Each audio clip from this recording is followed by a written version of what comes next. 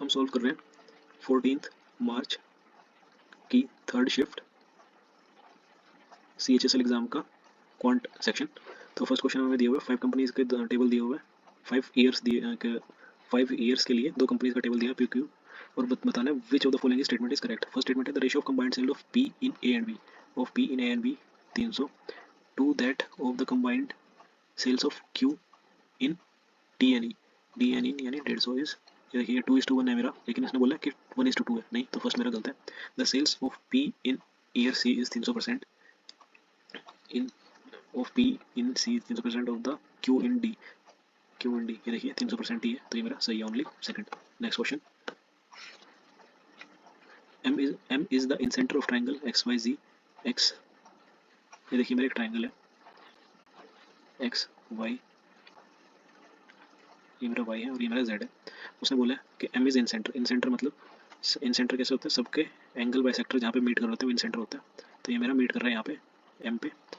तो यहाँ पे क्या बोला उसने कि YXZ प्लस YMZ इन दोनों का उसने मुझे दिया हुआ है 150 डिग्री। अब यहाँ से एक फॉर्मूला होता है जब जहाँ पे बाइसेक्टर मीट करते हैं। फॉर एग्जाम्पल यहाँ से क्या होगा कि YMZ is equal to 90 plus YXZ by 2, ये एक मेरा फॉर्मूला होता है और मुझे दिया हुआ है। तो मैं यहाँ से इसमें पुट कर दूंगा 90 YMZ की वैल्यू पुट कर दूंगा YMZ की जगह। तो यहाँ से क्या आ जाएगा YXZ plus 90 plus YXZ by 2 is equal to ये कितना हो जाएगा इक्वल टू 150 डिग्री, ये दिए हुआ हमें। तो मैंने ऐड कर देंगे ट्वाइस कितना हो जाएगा thrice of angle YXZ by 2 is equal to ये कितना हो जाएगा 60 डिग्री और यहाँ से कितना आ जाएगा 20 और एंगल YXZ हो जाएगा 20 into 2 40 degree. Option number third. Next question, हम एक बार ग्राफ दिए हुए दो कंट्रीज A एंड B के 5 ईयर्स के लिए और दो कंडीशन दी हुई है J1 माइनस J1 फाइंड करना है। Total foreign trade by company A in 5 year है J1 और J2 क्या है total trade by company B in all 5 years. देखिए अगर आपको टाइम बचाना है तो आप डायरेक्ट J1 माइनस J2 निकालते चलिए और फिर ऐड कर दीजिए, बजाय कि इसके पहले J1 को सबको ऐड कीजिए फिर आप इनको J2 को ऐड करिए। उसमें क्या होगा टाइम बहुत ज़्यादा चला जाएगा और फिर बड़ा नंबर आ जाएगा और एरर के चांस भी ज़्यादा बन जाते हैं क्योंकि बड़ी वैल्यू में से बड़ी वैल्यू माइनस करनी होगी। तो सीधा इनका वही लेते चलिए कि वाइट में से J2 B में से कर रहे हैं मैं B में से करूँ तो माइनस आएगा यहाँ पे, ये कितना होगा 35, ये होगा माइनस 125, ये हो जाएगा माइनस 45, ये हो जाएगा 120 पॉजिटिव का और इसका हो जाएगा 65 110 पॉजिटिव का और ये हो जाएगा 55 पॉजिटिव का। तो भाई इसे मैं सोल्व कर लेता है कितना हो जाएगा 25 170 माइनस 170 हो जाएगा और प्लस 120 इनको ऐड करूँ तो माइनस यहाँ तक कितना हो गया माइनस 50, यहाँ पे प्लस 60 और 55 कितना हो गया 5 115। आंसर मेरा फोर्थ। नेक्स्ट क्वेश्चन आ गया मेरा क्या है 10 consecutive number are given if the average consecutive number है मतलब a प्लस 1 ऐसे सारे consecutive नंबर है। तो उसमें बोला है if the average of 2 number given in the middle मतलब 4 ये फिफ्थ और सिक्स्थ इन दोनों का एवरेज ये 4 डिजिट मतलब 4 होंगे इधर 4 इधर होंगी और ये बीच के जो दो होंगे फिफ्थ और सिक्स्थ के। If the average of the 2 number given in the middle is इनका एवरेज क्या होगा इन दोनों के बीच क्योंकि कॉन्जिक्यूटिव है तो 13.5 आएगा। यहाँ से मुझे क्या पता लगेगा कि सिक्स्थ नंबर मेरा 14th है, फिफ्थ नंबर मेरा 13 है, ये मेरे को वैल्यू आ गई है इनकी। Then what will be the sum of the first 6 numbers, यहाँ से निकाल लूँगा ये मेरा फिफ्थ है, फिर ये फोर्थ आ गया, ये मेरा 12, ये 10th, मैं गलत बोल रहा हूँ, ये मेरा फिफ्थ फोर्थ थर्ड सेकंड और फर्स्ट क्या होगा 9। मुझे इनका सम बताना है। सम कितना आएगा मेरा 13, ये हो गया 21 30 और ये होगा 25, ये हो गया 55। उसने बोला मुझे पहले 6 का मैंने 5 का किया, सिक्स का मेरा 14, इसमें 14 भी ऐड होगा तो हो जाएगा 69। Option number third. Next question में दिया a student got 25 marks more than the student B and the marks of A were equal to 60% of the sum of their marks। मुझे दिया हुआ कि student A got 25% more marks, A minus B मुझे 25 दिया हुआ है, A को ज़्यादा मिले ना B से, ये मुझे A माइनस B 25 दिया हुआ है and marks and the marks of A were equal to 60% of the sum of their marks मतलब ए प्लस बी, मुझे ये दिया हुआ है। यहाँ से मेरा इनका 3:5 आ जाएगा ये। तो ए मेरा अगर 3 है और ए भी 5 है, तो यहाँ से ये मेरा 3 है, तो ये कितना हो जाएगा, P2 हो जाएगा।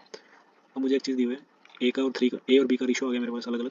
तो यहाँ से 3 है, ए 1 रेशो है, बी 2 रेशो है, तो 1 यूनिट कितना हो गया, 25 मार्क्स हो गए। तो उसने पूछा what are the marks obtained by A and B. तो अब मैं ए और बी को अलग अलग निकाल सकता हूँ। ए मेरा 3 यूनिट है, और तो कितना हो जाएगा 75, मतलब 25 × 3 75 मार्क्स हो जाएंगे, और बी कितना हो जाएगा 50। ये मेरा आंसर कौन सा है, second. Next question, a shopkeeper sells a tablet at a discount of 20% and earns a profit of 30%।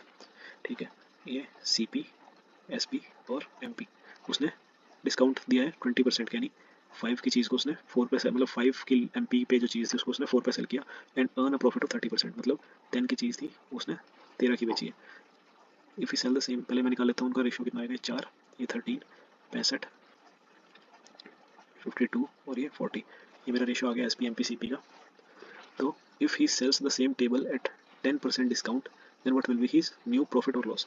अगर वो इस टेबल को 10% डिस्काउंट में बेचेगा, मतलब इसमें इसका 10% डिस्काउंट कितना हो जाएगा, इसका 10% डिस्काउंट हो जाएगा, इसमें से 6.5 माइनस करेंगे 5, और 4 में से 6 गए 8, और ये 58.5। अब मुझे बताना है कि मुझे प्रॉफिट कितना हो रहा है, प्रॉफिट कितना होगा मेरा,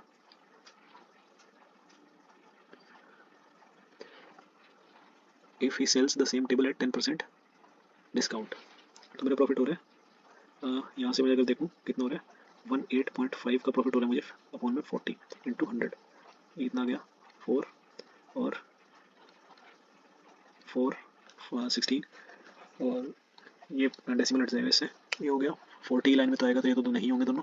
अब मुझे सिर्फ ये दोनों चेक करने थे, और ये कितना गया 25 यानी 24 आता है 46, option number 1। If in triangle P Q R angle bisector of P intersect Q R at, ये मेरा एक ट्रायंगल है, ये पी क्यू आर है, और angle bisector of P, angle bisector of P है वो क्यू आर पे एम पे मीट कर रहा है, P Q is equal to P R, if P Q is equal to P R then what is the value of P M Q. देखिए ये 90 हो जाएगा अब, क्योंकि अब ये दोनों साइड्स अगर बराबर हैं तो ये भी बराबर हो जाएंगे, आपस में बराबर हो जाएंगे, ये दोनों भी सेम हो जाएंगे। और angle bisector of an isosceles triangle cut the opposite triangle opposite side at 90 degree, मतलब ये एक आइसोसेलेस ट्रायंगल होगा, इसका एंगल बाइसेक्टर हमेशा 90 डिग्री पे सामने वाली एज को बाइसेक्ट करता है, और ये भी बराबर हो जाएगा क्योंकि ये भी बराबर था। नेक्स्ट क्वेश्चन, मुझे टेबल दिया हुआ है P1 P2 दिए हुए हैं, और P1 बाई P2 निकालना, total number of sharpener sold by A, और बाय में total number of sharpener sold by B, मुझे ये निकालना है। तो सबसे पहले मैं ए को ऐड ही कर लेता हूँ, ए कितना आएगा मेरा ऐड होके, मतलब P1 क्या आएगा मेरा ऐड होके, 0 10 1 10 17 17 23 28 0 8 तो 4 5 6 7 8 880 आया मेरा P1 बाई P2 करना है। P2 कितना आएगा 10 6 12 13 21 8 28 1 2 3 4 5 6 7 8, तो मेरा कितना आ गया P2 P1 1, option number 4। Next question,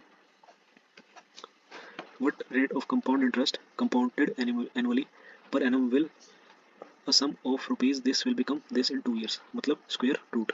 देखिए अब मैं यहाँ से पहले इसका रेशो निकाल लेता हूँ, कितना है 1000, कितना हो रहा है 1060.90, इस पॉइंट को हटा के मैं यहाँ पे 2 जीरो लगा लेता हूँ, और अब ये 0 से ये 0 कट गया, तो ये मेरे कितने आ गए, यहाँ पे 4 जीरो यानी ये 100 का स्क्वायर है, और ये मेरा 103 का स्क्वायर है।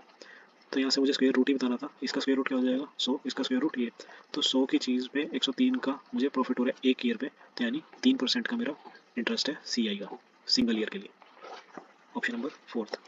नेक्स्ट क्वेश्चन, हिस्टोग्राम दिया हुआ है मुझे, what is the difference between the total number of families whose income is more than और equal to 1000 but less than और इक्वल टू 25,000, 25,000 से कम यानी 8 4 12 3 15, and the total number of families whose income is more than 35,000, more than 35,000 मतलब ये, but less than equal to 50,000, मतलब 10 4 14 और 19, 19 minus 15 यानी 4। Next question, a chord of length 40 cm is at a distance of 15 cm, एक code है जो 15 centimetre की length 15 centimetre की दूरी पे है, और उस कोड की लेंथ है 40 सेंटीमीटर। तो ये हमारे पास एक मतलब हमें पता है कि जो हमारा कोड है, ये कोड को हमारा रेडियस 90 डिग्री में प्लस बाइसेक्ट करता है, ये 20 हो जाएगा, और यहाँ से मेरा रेडियस कितना आ जाएगा, ये हो जाएगा ट्रिपलेट बन रहा है 20 25 15 का ट्रिपलेट बन रहा है, तो ये मेरा रेडियस हो जाएगा 25। तो मुझे क्या निकालना, what is the length of a code of same circle which is at a distance of, और मुझे एक और कोड बतानी है जो यहाँ से 20 की डिस्टेंस पे होगी, ये 20 होगा, ये तो मेरा है ही 25, क्योंकि रेडियस में पूरे सर्कल का 25 ही रहेगा ना। तो मुझे बताना है इस कोड की लेंथ, इस कोड 2 की लेंथ बतानी है मुझे। तो यहाँ से यही ट्रिपलेट दोबारा घूम जाएंगे तो कितना हो जाएगा 15, और ये डबल हो जाएगा इसका 30, तो मेरी कोड की लेंथ हो जाएगी 30 centimeter. Next question, the income of A and B in ratio are in ratio 4:5 and expenditure दिया हुआ है, इफ सेविंग्स दी हुई है दोनों की, what will be the income of A. देखिए मैं इसको इनकम को मैं 4x रेशियो 5x लिख लेता हूँ, और एक्सपेंडिचर को मैं 5y रेशियो 4y लिख लेता हूँ। तो यहाँ से मुझे क्या दिया हुआ है कि अगर मैं इन दो ये मेरे ए है, ये बी है, और ये ए बी का एक्सपेंडिचर है, ए बी की इनकम है। इनकम में से अगर मैं एक्सपेंडिचर को सब्ट्रैक्ट करूँ तो मेरी सेविंग्स आ जाएगी, जो कितनी दी हुई है ए की, ये ए का लिख रहा हूँ मैं, ए की दी हुई है 6000। ऐसे ही मैं बी के लिए लिखूंगा कि उसकी इनकम में से जो कि 5x है, उसका एक्सपेंडिचर जो 4y है, अगर सब्ट्रैक्ट करूंगा तो उसकी सेविंग आ जाएगी जो दी हुई है 12000। अब इसे मैं सोल्व कर लूंगा। अब क्योंकि मुझे इनकम ऑफ ए चाहिए, इनकम ऑफ ए मतलब मुझे एक्स की वैल्यू चाहिए, 4x चाहिए तो, और एक्स चाहिए, तो मैं वाई को एलिमिनेट कर लूंगा। वाई को एलिमिनेट करने के लिए ऊपर वाले को 4 से मल्टीप्लाई करना और नीचे वाले को 5 से, और फिर सब्ट्रैक्ट कर देना। तो ये कितना हो जाएगा, ये मुझे रिवर्स में सब्ट्रैक्ट करना पड़ेगा, ये 25 हो जाएगा, ये 16 हो जाएगा, 25 में से 16 गए, 9x, और ये तो आपस में कट ही जाएंगे, और 12×5 = 60 इक्वल टू 60 में से 60,000 में से 24,000 माइनस करना है, ये कितने हो जाएंगे, 9x इक्वल टू 36,000, तो x कितना हो जाएगा मेरा 4,000, और मुझे बताना क्या है 4x ए की सैलरी। तो अगर इसमें दोनों तरफ में 4 मल्टीप्लाई कर दूँ तो कितना हो जाएगा 16,000 मेरी ए की सैलरी हो जाएगी। Option number 4। A B C can finish a piece of work in 20 days. A plus B plus C can finish a work in 20 days. A can alone finish the work in 40 days. तो net work कितना हो जाएगा 40। A plus B plus सी की efficiency हो जाएगी 2 और A की efficiency हो जाएगी 1। अब यहाँ से मुझे क्या पता करें, अगर A की अकेले की एफिशिएंसी 1 है तो B प्लस सी की एफिशिएंसी भी 1 होगी, क्योंकि A प्लस बी प्लस सी है 2। तो यहाँ से मुझे पूछा गया है what part of the work B and C will can finish in a day. अब इनकी एफिशिएंसी है 1 यूनिट पर डे की, तो वो टोटल वर्क है 40। तो एक दिन में B प्लस सी कितना वर्क करेंगे 1 का, यहाँ से मेरी एफिशिएंसी आई थी 1 आई थी इन दोनों की मिला के, B प्लस सी 1 आई थी, वो टोटल वर्क कितना है 40, तो 1/40 एक दिन में करेंगे कौन, B प्लस सी मिल के। Option number 3। नेक्स्ट क्वेश्चन ये हुआ मुझे, ये मुझे फाइंड करना है, एक बड़ा सा नंबर बन रहा है। सबसे पहले तो यही निकालते हैं 15 है, प्लस 15 प्लस समथिंग होगा, तो 15 देखिए यहाँ पे कहीं पे माइनस नहीं है ना, तो 15 से छोटे वाले तो पहले कट जाएंगे, कौन से, ये वाले तो कट ही जाएंगे, इन दोनों में से आ सकता है 14 नहीं आ सकता, 13 नहीं आ सकता, ये दोनों एलिमिनेट हो गए। अब मैं यहाँ से इसको अगर सोल्व करूँगा तो कितना होगा, ये होगा 3126/4 इंटू 521। अगर मैं इसे 2 से निकाल दूँ 2 1 5 6 3, और इसे भी काट दूँ, अगर 4 से काट देना चाहिए वैसे तो 7 8 1.5। यहाँ से देखिए एक चीज़ देखिए, ये जाएगा तो लगभग लगभग 1 पे ही, मतलब 500 है, ये 525 के करीब है, और ये 700 के करीब है, तो 1 पॉइंट समथिंग की वैल्यू आएगी, कुछ भी आए कुछ भी आएगी, लेकिन 1 पॉइंट समथिंग तो आएगी ना, क्योंकि 500 इससे तो बड़ा ही है वो, लेकिन इसके डबल पे भी नहीं गए, मतलब ये 1042 भी नहीं है, उससे तो कम ही है, तो मतलब 1 पॉइंट समथिंग ही आएगी। तो मेरा यहाँ पे कुछ भी आए 1.234 कुछ भी आएगा, तो मेरा 15 प्लस 1 पॉइंट समथिंग आएगा, तो 16 पॉइंट समथिंग ही आंसर आना है, जो कि मेरा एक ही है, दूसरा तो 15 की लाइन में था, तो ऑप्शन तो मेरा सेकंड ही हो गया, पूरा करने की जरूरत नहीं है इसको पेपर में। Next question, A plus B plus C दिया हुआ है, A square B square C दिया हुआ है, ये फाइंड करना है। तो A cube plus B cube plus C cube minus 3abc का जो फॉर्मूला होता है वो क्या होता है, वो होता है A plus B plus C अंदर A square plus B square plus C square minus A B minus B C minus C A. इसके और भी फॉर्मूले होते हैं, A plus B plus C modified फॉर्मूले होते हैं, A plus B plus C का square minus 3ab plus B C plus C A. और एक और होता है A plus B plus C A square plus B square plus C square minus अंदर ब्रैकेट में A square plus B square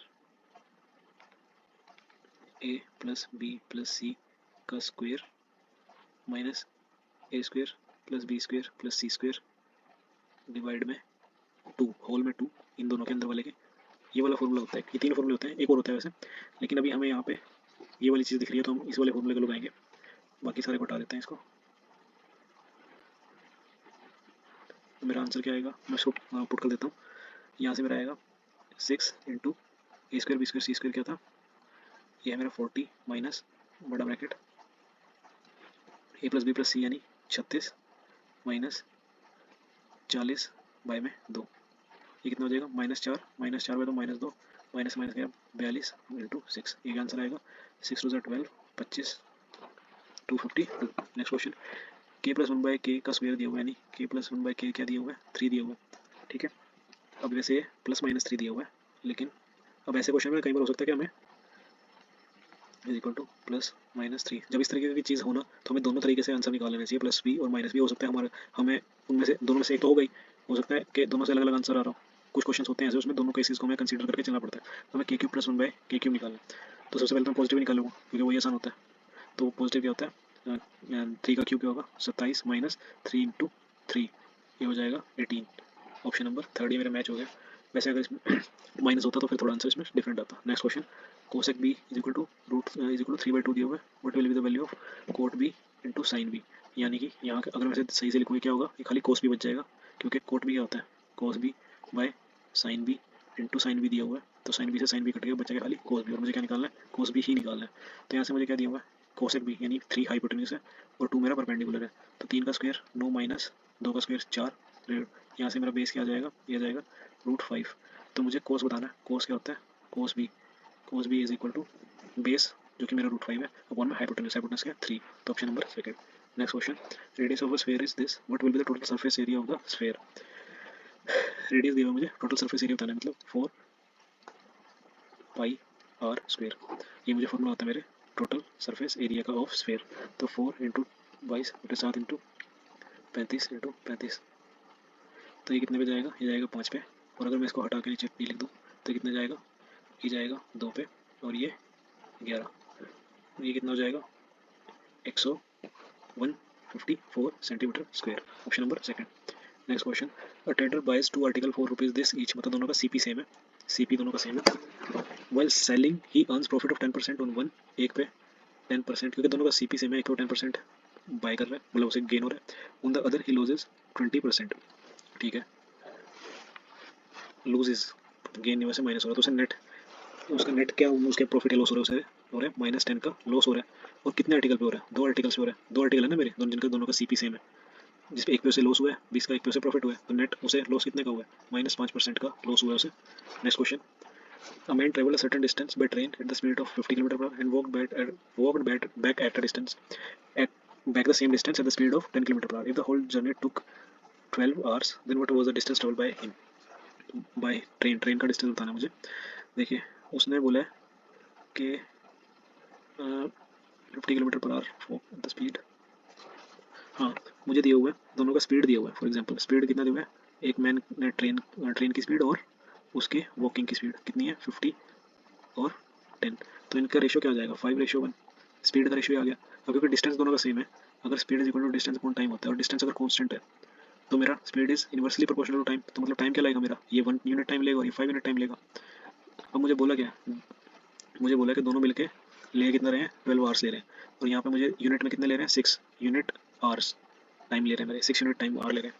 तो यहाँ से मैं इसको अगर इंटू 2 कर दूँ, ये 12 आवर हो जाएगा टोटल, और ये जाएगा 2 आवर्स, और ये हो जाएगा 10 आवर्स, मतलब वॉकिंग जो उसने की है वो 10 आवर की है और ट्रेन से सिर्फ वो 2 आवर्स है। तो मुझे बताना है what is the distance travelled by train, तो ट्रेन की स्पीड कितनी है 50 km/h, डिस्टेंस क्या हो जाएगा 50 km/h इंटू 2 आवर्स, आवर से आर गया और फिर ये हो जाएगा 100 kilometres. Next question, if sum of three consecutive composite number is 36, what will be the product of these three numbers। देखिए यहाँ पे ना एक hit and trial kind of चीज़ आपको देखनी पड़ेगी। देखिए 3 नंबर है, अब कॉन्सिक्यूटिव की बात की है उसने, कौन मतलब कॉन्सिक्यूटिव कंपोजिट नंबर, अब हो सकता है उनके बीच में कोई प्राइम नंबर भी हो, तो वो लगातार तो नहीं होंगे, हो सकता है उनके बीच में प्राइम हो तो एक छोड़ के या दो एक छोड़ के नंबर हो सकता है वो, लेकिन मैं मानता हूँ कि जो होगा ना वो इसके एवरेज के आसपास ही होगा। अब 3 नंबर्स जो है सम दिया हुआ 3 का, तो अगर मैं 3 से डिवाइड कर दूँ इनका एवरेज क्या हो जाएगा 12, मतलब वो 12 के आसपास ही नंबर होंगे तीनों के तीनों, एक आगे एक पीछे या दो आगे या एक पीछे ऐसे कुछ होंगे, पर होंगे 12 के आसपास। तो मैं यहाँ से ना हिट एंड ट्रायल लूँगा, मैं क्या करूँगा सबसे पहले 10 ले लूँगा, एक 12 ले लूँगा, फिर एक मेरे वहाँ पे प्राइम नंबर नहीं होना चाहिए, कंपोजिट होना चाहिए, जैसे 10 के बाद 11 मेरा प्राइम है, उसके बाद प्राइम नहीं ले सकते कंपोजिट लेने हैं, तो मैंने 10 को एलिमिनेट कर दिया, फिर 12 के बाद 13 मेरा एक क्या है प्राइम नंबर है, तो उसके बाद मैंने कह लिया 13 के बाद 14, तो यहाँ पे मेरे कंपोजिट नंबर हो गए 3। अब इनका सम क्या हो रहा है, सम मेरा सिर्फ इनका आई 36 रहा है, तो मेरा क्या हो गया what will be the product of these number, मुझे इनका प्रोडक्ट बताना है, ये हो जाएगा 12 इंटू 1 और ये 1680 हो जाएगा इनका प्रोडक्ट तीनों नंबर का। In triangle S T you in radius is this, what is the length of this equilateral triangle, एक इक्विलेटरल ट्राइंगल है उसका इन रेडियस दिया हुआ है, रेडियस क्या होता है R is equal to area upon में सेमी पेरीमीटर। सेमी पेरीमीटर क्या होता है A plus B plus C by 2, लेकिन यहाँ पे मेरा इक्विलेटरल ट्रायंगल बोला उसने, तो ये कितना हो जाएगा 3a/2। और एरिया क्या होता है इक्विलेटरल ट्रायंगल का, √3/4 a²। और सेमी पेरीमीटर क्या हो गया 3 × 2 3a/2। इससे ये गया 2 पे, ए से ए गया। और रेडियस मुझे कितना दिया हुआ है 5, इन रेडियस दिया 5 √3, √3 से √3 गया। यहाँ से ए कितना आया मेरा, ए आया, ए आ गया 3 × 2 = 6, 6 × 5 = 30 सेंटीमीटर मेरा इस इक्विलेटरल ट्रायंगल की साइड आ गई जो मुझसे पूछी थी। नेक्स्ट क्वेश्चन, x² + 1/x² 4 दिया हुआ है, what will be the value of. देखिए मुझे ये चीज़ दी हुई है, अब मैं यहाँ पे क्या करूँगा, +2 कर दूंगा दोनों तरफ, दोनों का स्क्वायर करूँगा, क्या हो जाएगा x4 + 1/x4 = 16, -2 हो जाएगा इधर जाके, तो कितना हो जाएगा 14। Option number 4। नेक्स्ट क्वेश्चन, इस क्वेश्चन में हमें थीटा पुट करके देखना चाहिए कि हमारा आंसर क्या आना चाहिए, लेकिन मुझे यहाँ दिख रहा है कि मुझे इसको एलिमिनेट करना पड़ेगा तभी 0 आएगा। और इसको एलिमिनेट करने के लिए मुझे सेक 60 तो मैं पुट कर नहीं सकता क्योंकि वो तो 2 ही होता है, सेक 62 होता है, तो मतलब 60 नहीं पुट करूँगा मैं यहाँ से। √3 भी नहीं लाना मुझे, तो सेक 30 में √3/2/√3 होता है, सेक 30 क्या होता है 2/√3, तो मैं इसमें 40 √45 थीटा को 45 पुट कर लेता हूँ, क्या आएगा √2 × 2, इसकी वैल्यू आ जाएगी माइनस क्या आ जाएगा 4 × √2, ये माइनस का है और ये +2 √2। देखिए इसको करेंगे क्या आएगा -2 √2, हाँ ये 0 45 सेटिस्फाई कर रहा है, थीटा इज इक्वल टू, तो अगर मैं यहाँ पे थीटा को 45 पुट करूँगा तो साइन 45 होता है 1/2 आ जाएगा, स्क्वायर करके 1/√2 का स्क्वायर 1/2, और ये कितना होता है 1, तो आंसर क्या आएगा 3/2, option number second. Next question जो कि हमारा लास्ट क्वेश्चन, कोस इनमें बेस को या डिनोमीटर को या नोमीनेटर को किसी को भी चेंज कर सकते हैं, क्योंकि दोनों का सम 90 है, 90 है तो ऊपर मैं इसको cos 60 को क्या लिख सकता हूँ sin 28, और नीचे sin 28 था ही, तो ये 1 हो जाएगा। सिमिलरली इसमें ऊपर या नीचे किसी को भी चेंज कर सकता हूँ, ऊपर वाला cot 56 हो जाएगा, नीचे वाला तो है ही cot 56, और ये 1 हो जाएंगे, तो 3 - 2 कितना हो जाएगा 1। ये लास्ट क्वेश्चन था, थैंक यू।